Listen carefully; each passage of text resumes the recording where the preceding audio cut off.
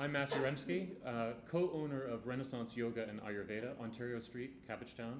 I'm a writer, teacher, and therapist.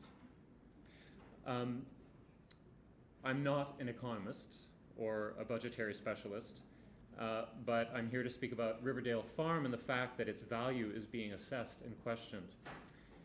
On the face of it, the $1.3 million in savings proposed by ending the city's century-old commitment to children and farm animals amounts to, the math actually is 0.16% of the alleged $773 million projected shortfall. So to me, in strict business terms, this seems almost imperceptible, which is why Riverdale Farm doesn't present a business dilemma, because there's just not enough money involved. Indeed, it presents a moral dilemma.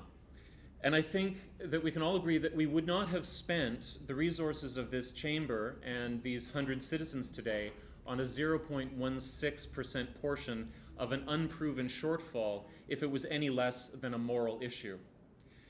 But some supporters of the farm, desperate to save it and baited into the nickel and dime argument by leading questions that are posing false choices, have agreed that user fees or entrance admissions or quid pro quo partnerships might be necessary to keep this fixture of community life open.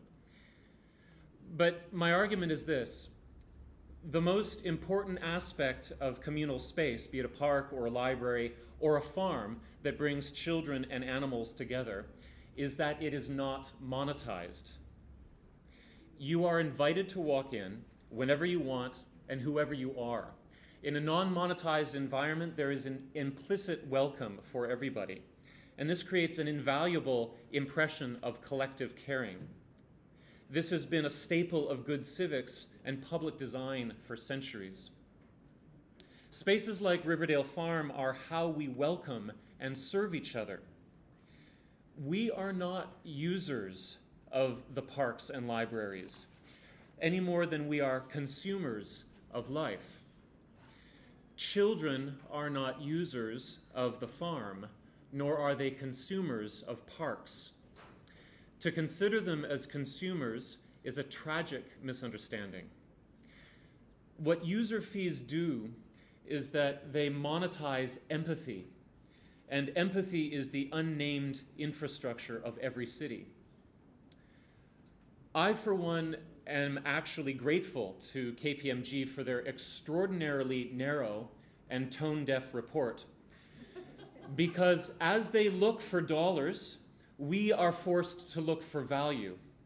As they suggest squeezing money out of flowers and trees and goats and chickens, we are forced to see the discontinuity between the numbers bottom line and the real bottom line, this earth that gives us community. So I ask the community to do the moral thing, advise council to keep the farm open and to keep it as free as the children and animals who meet there. Thank you.